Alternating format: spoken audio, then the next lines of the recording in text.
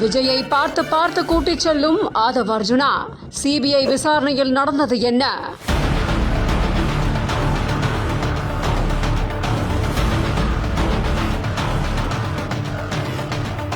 7 மணி நேர சிபிஐ விசாரணைக்கு பிறகு வெளியே வந்த விஜய். சிரித்த முகத்தோடு சென்ற விஜய் வெளியே வரும்போது வாடிய முகத்தோடு வந்தாரா?